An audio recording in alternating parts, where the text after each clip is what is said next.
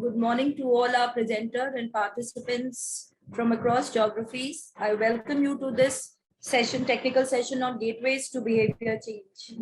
I am Dr. Suparna, Additional Director working in National Institute of Public Health Training and Research, which is situated in Mumbai, and I will be moderating this session for you. In this session, as you might have gone through your agenda, we have presenters from across geographies who will be sharing their experiences in Bangladesh and Pakistan and their engagements with different stakeholders at the community level, to bring about behavior change, which is required to reduce maternal mortality or malnutrition, and which are the key public health challenges in these areas and one of the focus areas of the local government. So they will be there sharing their experiences about the technologies which they use and the challenges and the opportunities which presented, by using the different tools. And their experiences will provide us, as an evidence base for developing tools for social and behavior change in engaging with the community and developing our tools for that. So with this background, let's start our session. But before we start our session, there are certain housekeeping rules which everybody needs to follow. First is I would request all our participants to please mute your mics and videos. They will automatically also be disabled. So each presentations will be for 10 minutes.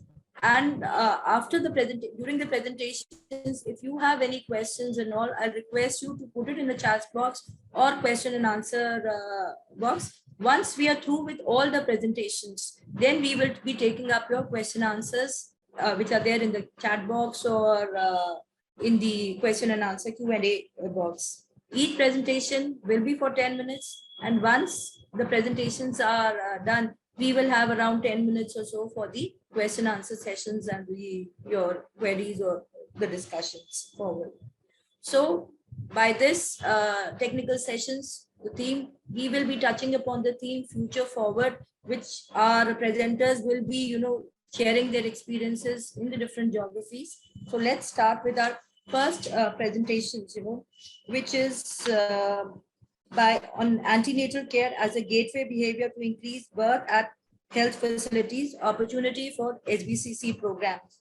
Now, this will be presented by Yasmin, who's a millennial advisor, USAID, Ujiban SBCC project, and John Hopkins University Center for Communication Program. She will be sharing her experiences from Dhaka. So over to Yasmin for the first presentation. Yasmin? Yes, can you hear me all? Yeah, you are very much audible. Please go ahead. Thank you so much. Thank you, moderator. Good morning, everybody.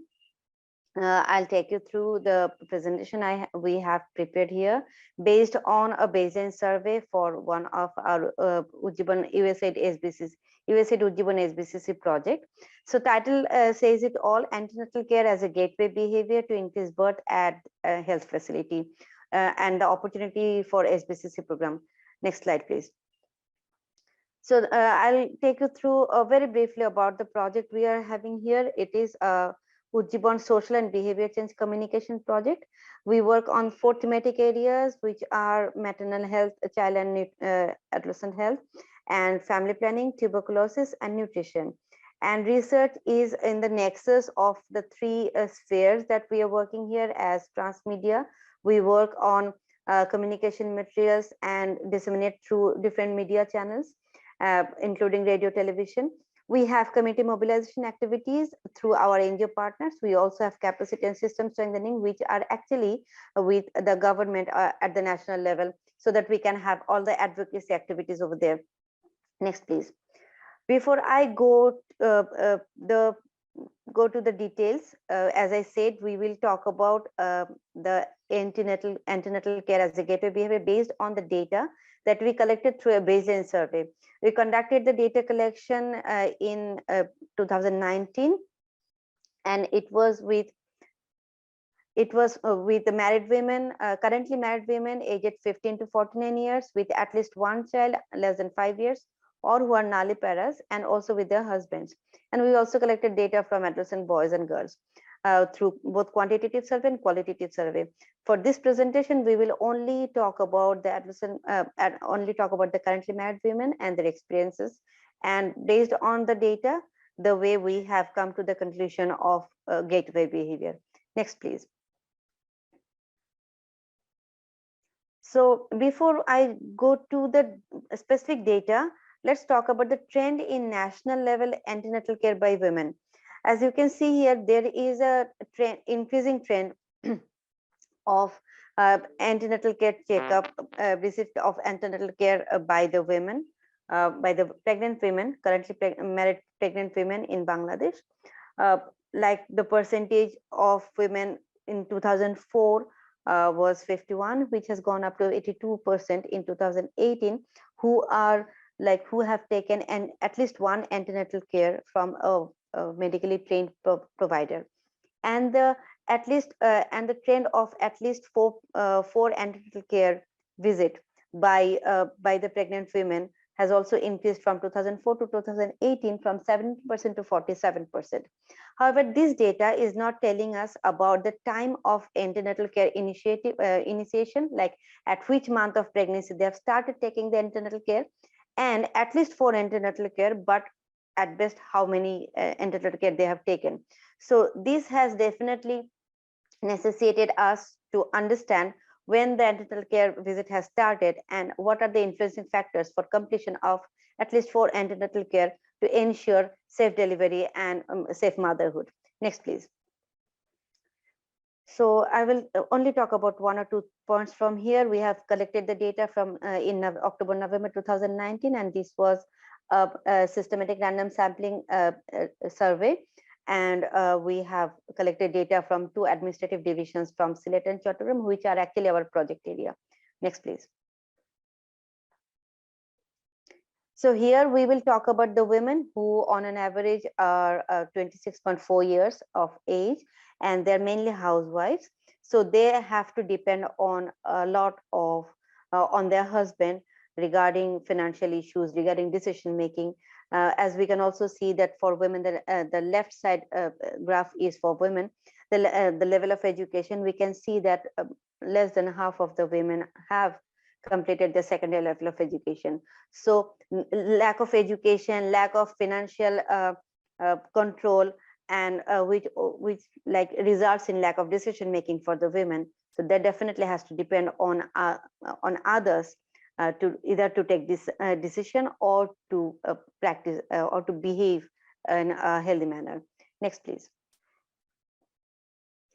So we have seen that the practice of having antenatal care varies across their education, their vulnerability index, and their wealth index. And we have seen that 38% have completed 4+ antenatal visit, and less than 4 visits were done by 62%. So although the percentage has increased, we definitely stay on this slide. Although the percentage has increased, but definitely there is a variation. We have seen that 55% of women had their first antenatal care within 12 weeks. As I said, that the number of antenatal care visit has increased over time, but we have seen only around half of them has started it very quickly, like within first 3 months of first trimester of pregnancy. And the factors influencing this early initiation includes TV viewing, whether they are viewing the television occasionally or daily. Also the social norm of arranging emergency transport, is it a norm or not? Then household education level of the person or their spouse. And also the knowledge of, at individual level, the knowledge whether the 4 antenatal checkup is needed or not, or and the knowledge of having 3 or more danger signs after birth. So these are the influencing factors we have found using logistic regression analysis that that influence the early initiation of ANC. Next, please. From our data, from the qualitative data, we have also seen that the first antenatal care visit before 3 months is a weak norm, and first antenatal care visit after 4 to 5 months is a strong norm. And we have also seen that early ANC after learning pregnancy is very seldomly done, and they feel like it's natural. So why do we go for a checkup?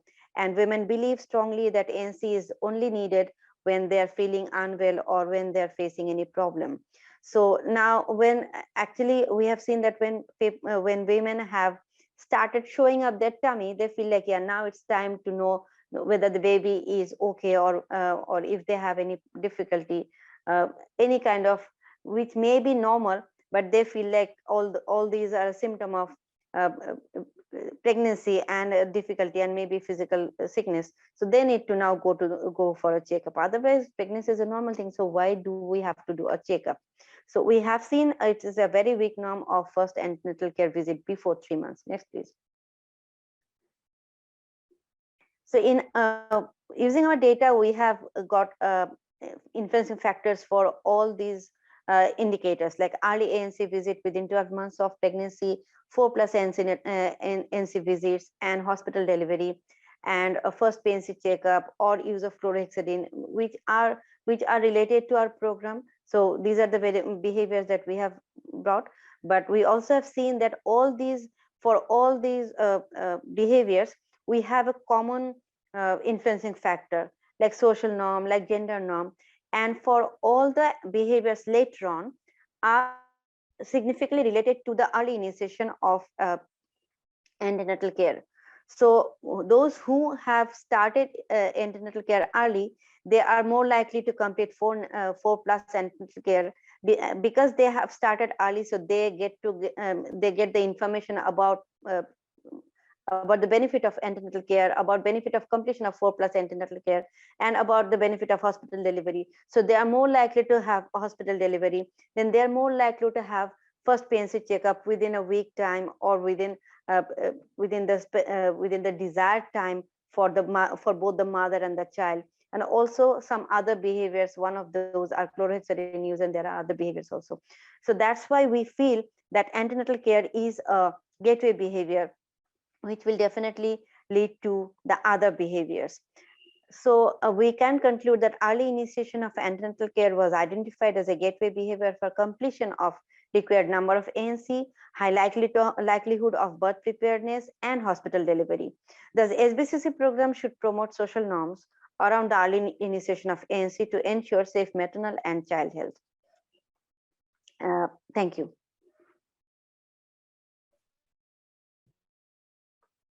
Thank you, Yasmin.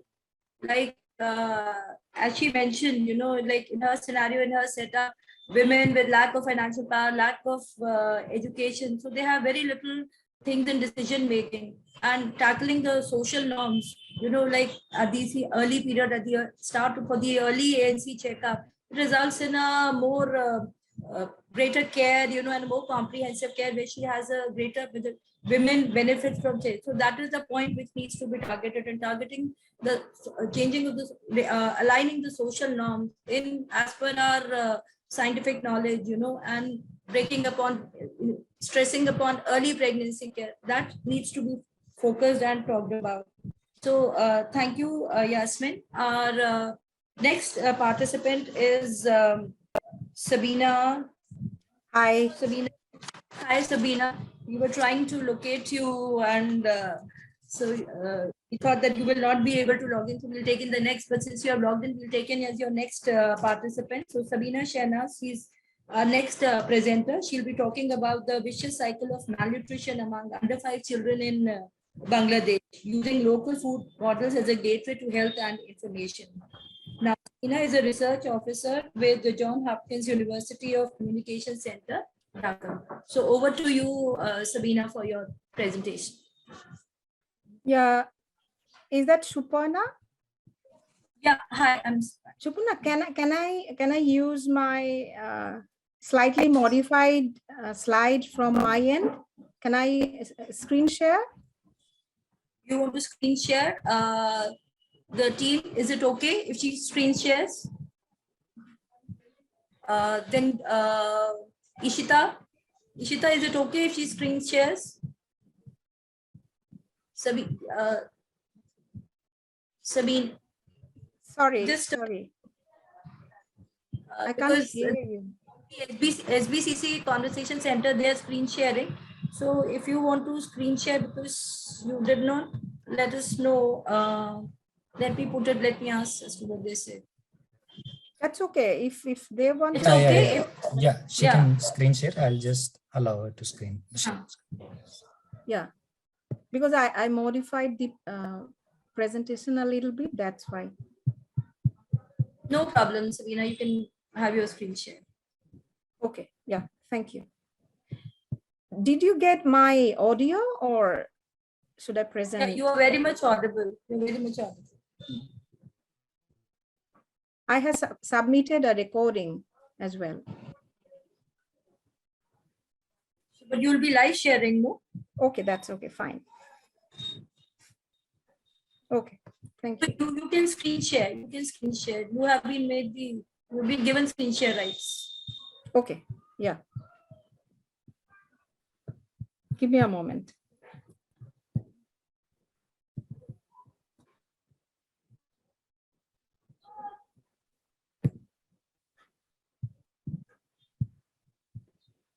Can you see everyone? No, it's not visible. Your screen hasn't come yet.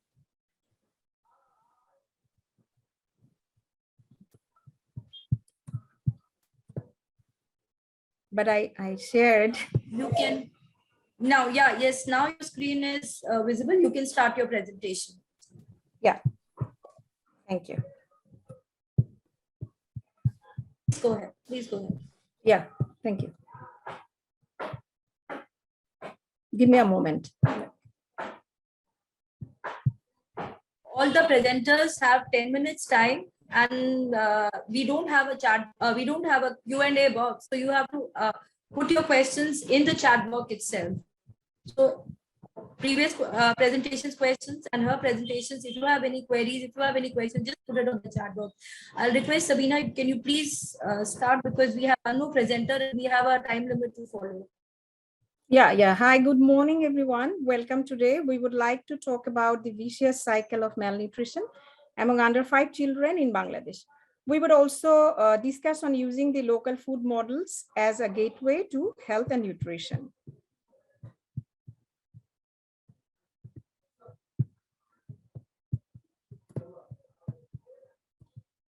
We have used the Ujjiban baseline data here.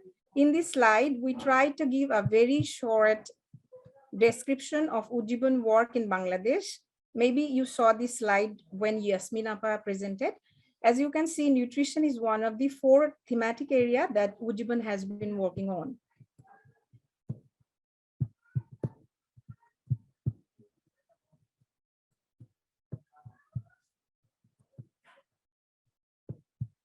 We all know the undernutrition is the cause of 3.1 million child deaths annually in low and middle income countries, and it contributes to 45% of all children's death. And in Bangladesh, malnutrition of mother is a major cause of infant mortality, and severe acute malnutrition affects, you can see how many children is there, and 41% of children under 5 years of age are stunted in Bangladesh. So if we just move on to the next slide, we can talk about the methodology. So this is this data has been taken from the baseline data of Ujjiban. This qualitative study is guided by the socio-ecological model, Connell's theory of gender and power, and Kincaid's bounded social normative influence. The theoretical framework allows for an exploration of gender dynamics, nutritional food models, and the intersections between gender, food scarcity, and food diversity for children under 5 years. In Ujjiban formative study, we investigated the dietary habits of children under 5 years and derived solutions from local communities.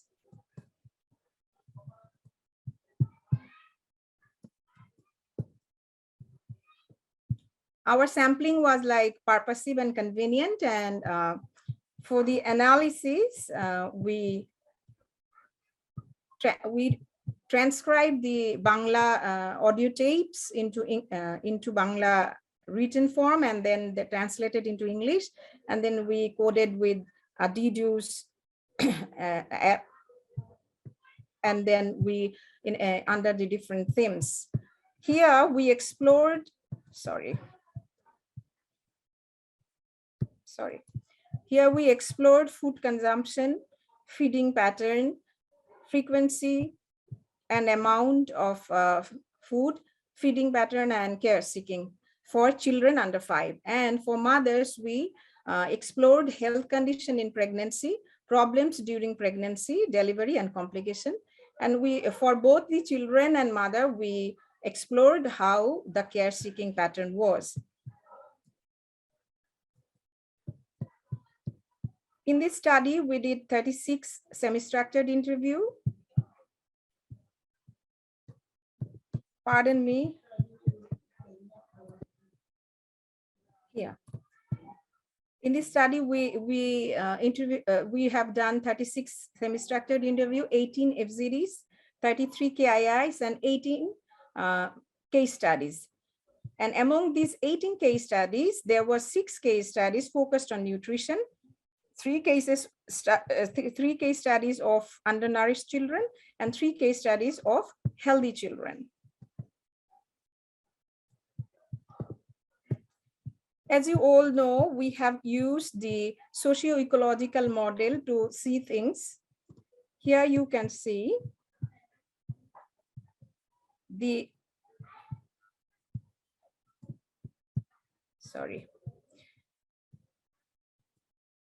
the malnourished children were found to have low birth weight and a history of low flow of breast milk. Excessive crying and small size of newborns led family members to start providing food other than the breast milk. Reducing consumption of breast milk and complementary food during illness resulted in irritable mood and loss of appetite among children. You can see the individual level and the household level and the community level. We couldn't find anything in mass media level from this study. If we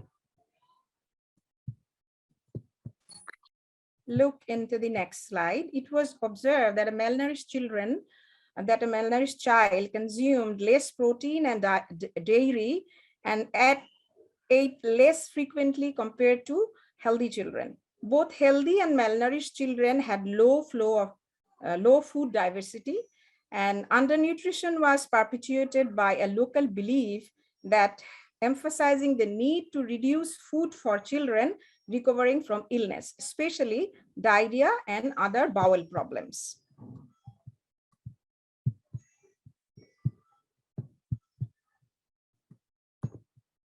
If we look into this table, we can see that for healthy children, there is no force feeding. For undernourished child, there is. For healthy children, the diet during illness is normal, but for the undernourished child, it has been reduced a lot.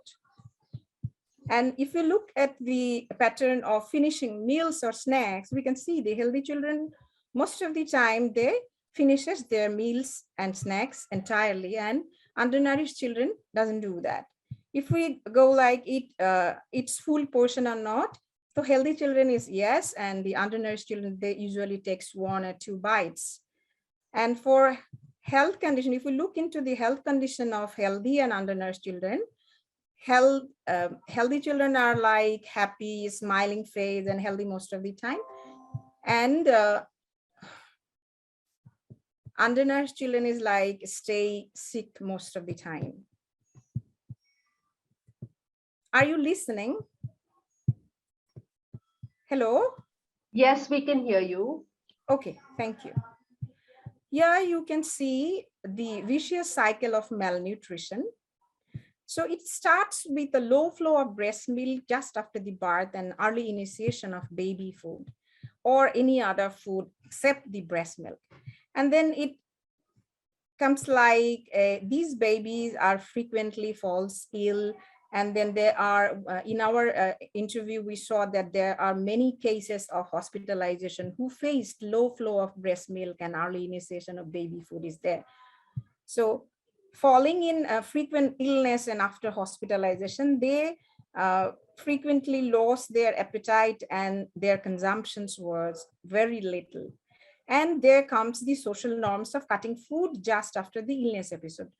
In our research area, we found that there is a belief that you need to give less food to the children who just recovered from a illness, especially diarrhea or other bowel problems. And this cycle and this happening doesn't give a chance to the children to get healthy again. So it's like inadequate dietary intake to children under 5, and it's like a cycle. So what can we do about that? So if we go like our recommendation and conclusion, it's these social norms focused intervention is needed to deal with the cycle of malnutrition among children, using local food models to increase protein and dairy consumption. Food diversity can be discussed through the adolescent club activities and campaign like Nutrichamps organized by Ujjivan in Bangladesh, and other stakeholders are also working in this field, so we can use their work. Further focused research can help to find sustainable solutions to deal with the vicious cycle of malnutrition. So thank you very much for listening, and sorry about my nervousness. Thank you very much.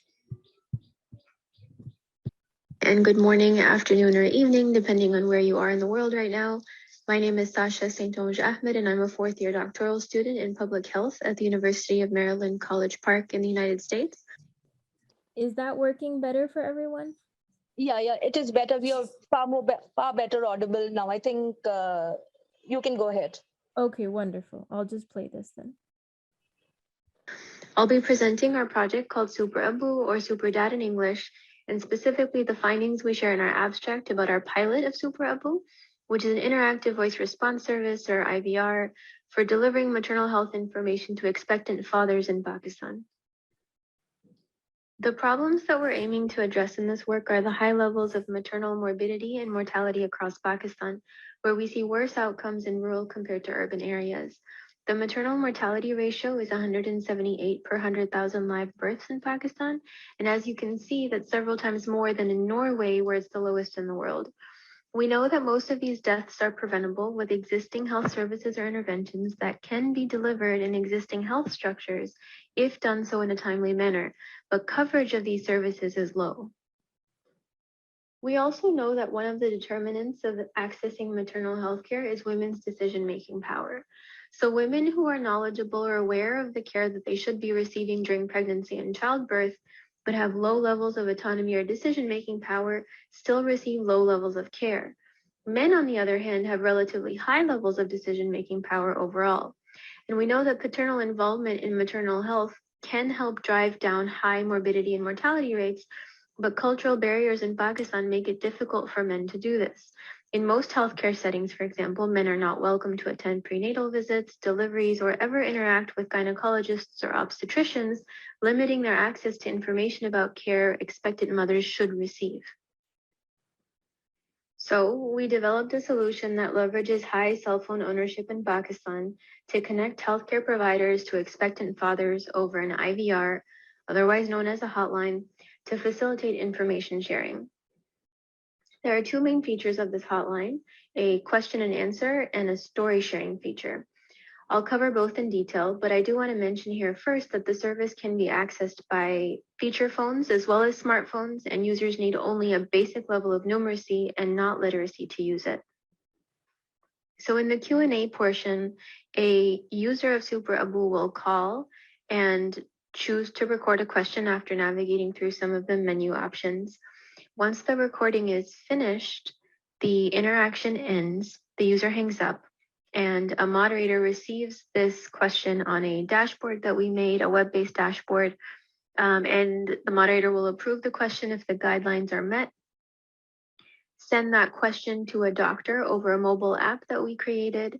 The doctor will answer the question, send it back to the dashboard that we have, and a voice artist who is a persona called Dr. Saba records the answer in her own voice and then uploads it to the platform, and that generates an automated call from Super Abu back to the user who recorded the question, and Super Abu plays both their question and answer back to them.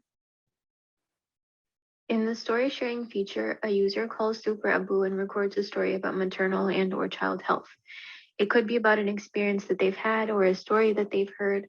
Once they're finished recording, the interaction ends and the story appears on the moderator's dashboard, who reviews it and approves it if it meets the guidelines. Once a story is approved, it's available for all Super Abu users to listen to. And the same is true for questions and answers if the user who asked the question gives permission to do so. Some additional features of the hotline are that content can be shared with friends, commented on, voted on, think Facebook, like commenting and liking and reacting. And also users are able to provide open-ended feedback.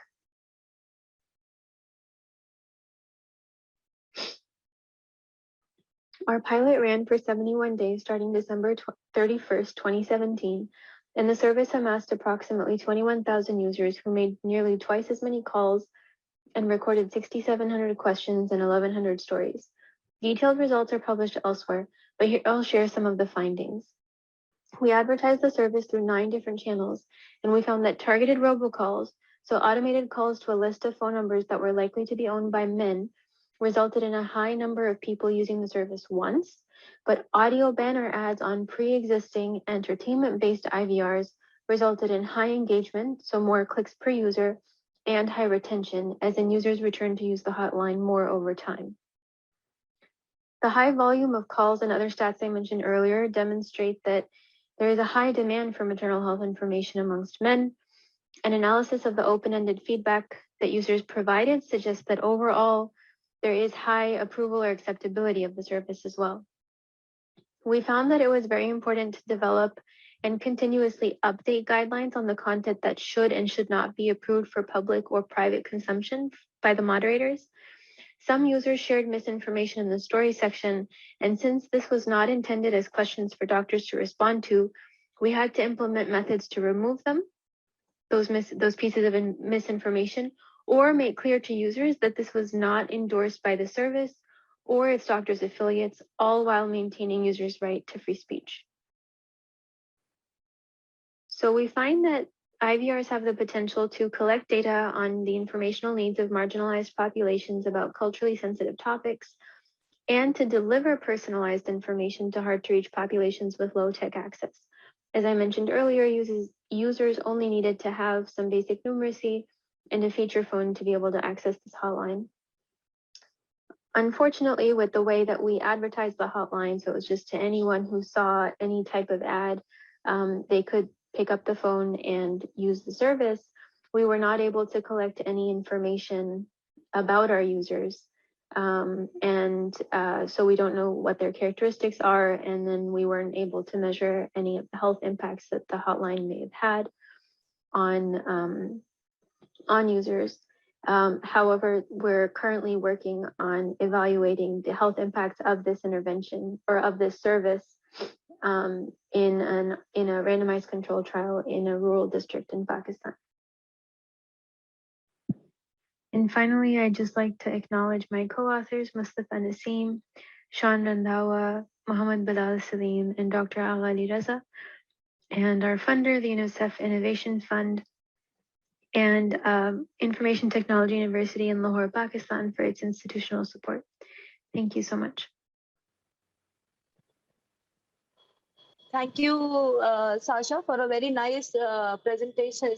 It was interesting to note that your interactive voice response, you were able to reach, to penetrate into the rural areas and get a good response from the fathers. But like you said, you were not able to get out what kind of people or what kind of educational levels or the background characteristics the people who are actually using this interactive voice response. And this is something which we would also like to know.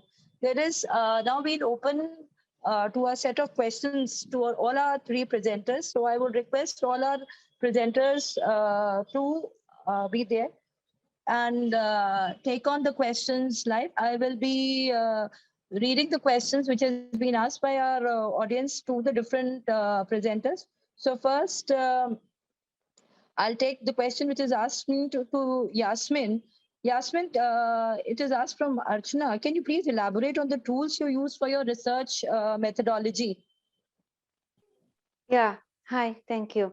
So for the tools, actually for quantitative, we used normal structured interview, and it was a computer aided questionnaire. We had used a software like sorry, a tab with the questions, and the methodology was quantitative, and it used a systematic random sampling approach in the field. Details of that, I think we will need to have more time for further details. Okay, Yasmin. From Vaishali, there is a question to Sabina, like asking about what differences did you observe in the dietary intake, nutrition, or health condition for the girls and boys? What were the underlying factors? Yeah. I have read the question already. Okay, We just we separated in two categories. One is malnourished and one is healthy. So both the male and female undernourished child was in one category, and the healthy male and female was in the other category. So we didn't do any analysis like between two male and female undernourished child. We didn't do that. So that's why I think Vaishali's question was like she wants to see whether there is a significant difference between male and female children. From our small size of interviews, we can't say that, but we can talk about the difference between undernourished and healthy child only. In both categories, there is male and female. Okay. Sorry. Also, you feel that there is any power hierarchy playing at home, responsible for the underlying differences, or was it positive? Gender differences are there? Was it positive for girls, where the girls were at a disadvantage level, positive for boys? These kind of gender differences were there in your experiences? If we go back to our data that I just was just looking back when I saw the question, it's like both the male and female, those who are undernourished, we can't say any difference like female is getting less food or yeah. But in other studies, we saw that there is a significant difference of frequency of meals in adolescent girls and boys. But for under 5 children, from our study, we can't say like we don't have that analysis on with me. There is a question also, Sabina. There is a question from Durba Gogia. She wants to understand more about the program design and the local food models which you had used and how they were used in the intervention. Okay, yeah. So let me just clear that this program is not offering any intervention, and this data has been taken from the baseline only. So the qualitative study from the baseline, this data came from there. So there was no intervention at that time when we collected the data, but we did a pile sorting exercise. From those, we can get some idea of local food models. That was not been used because there is no intervention here. The most of the intervention is like in JHUCCP in Ujiban in Bangladesh is like making audio visual. So we use that understanding the local food models, but not directly. So in the audio visual, the PSA and the drama, we try to promote that use healthy food, what you can make at home. The homemade food is the best. Use that for the children. This kind of learning from our study we used in the intervention, that is the visual product. Your abstract also mentioned you used mobile games and all. So How you design them? You use some outside agency to design mobile games, or for the We pre-existing ones you planned. can? Actually, actually, we are in the when we were writing this abstract, there was a plan to develop an mobile game to promote nutrition, but for some unavoidable circumstances from there are some constraints from the government of Bangladesh to promote a mobile game, because there are so many decision maker or policy maker who doesn't want to promote a mobile game because it is harmful for the children. So we had to stop that. We didn't develop that mobile game to promote nutrition yet. Up to now, we didn't do that. Okay. Next question is for Sacha. Sacha, Alka from UNICEF wants to know who was actually bearing the cost of this IVR service, the cost of calls, and who was the funding agency for that, or would you like to comment on that? Yep, sure. Thank you for your question. In our initial pilot, our funder was the UNICEF Innovation Fund, and we built in the cost of the calls into our budget. And so the way a call would be free for a user was they would call our phone number and the system would automatically reject the call before it was answered. And then the system would call back that user. So essentially they were just missed calling the system. And that way we bore the cost of every second that was spent. And moving forward, sorry, Suparna, can I ask a Yes. question? Sure, Please. thank you. So moving forward, what's the thought? Is it going to be again borne by somebody, or have you got a consortium together to move this forward? Yeah, that's a great question. So currently we're funded by the NIH, the National Institutes of Health in the United States, to run a randomized control trial to evaluate the impact that this service can have on the health of mothers and newborns. And our hope is that once we have, hopefully if we find evidence that this is actually beneficial to users and their families, that we would pitch it as a public service to the local government. And then they would bear the cost, right? Okay. Correct. Yep. Because right, theoretically speaking, the user that stands to benefit the most from the service is the one who can afford it the least. So I did a bunch of work trying to figure out some type of cost or model, a business model for this, but it just it doesn't work for the purpose that the hotline is intended to serve. Okay, Alka, do we move? Yeah, go ahead? understand. Yes, please go ahead. Yes. As I see, we are 11:47 and we have 3 minutes to a session. So any more questions from our participants which you would like to add, or do we sum up? I have one question. Like you people, I just open to all three of you. You use different technologies and all. I want to know what challenges or barriers you faced while using this different tools. Say for Yasmin, you were using social arts behavior change approach. So what was the challenges, trying to change the social norm? Was there any, I would just ask you to just point one a key challenge or issues which you encountered, starting with Yasmin. Would you like to comment on it? Yeah, thank you. Basically for changing social norm, the first challenge is that people agree that they have a social norm which is hindering their behavior. Like that acceptance and that mindset is the main challenge. Like people don't even understand that this is a behavior, this is a norm that is hindering their positive behavior. So no matter what tool we use or no matter how we use technology, but to tap on that mindset is the main challenge. And whoever is working on behavior issue, we all know that it takes a lot of time, like years after years, to even change the behavior. And but before that, to have that mindset and to tap on that mindset is the main challenge, according to my understanding. Thank you. Okay. Thank you, Yasmin. Can I add Next, Sabina. something? Yeah. Yeah.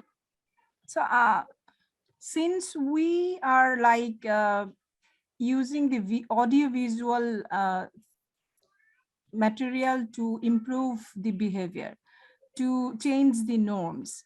So our health worker is like using an e-toolkit and e-learning platform, and they're using the SD cards to while they counsel the mother in the rural areas and the urban areas as well.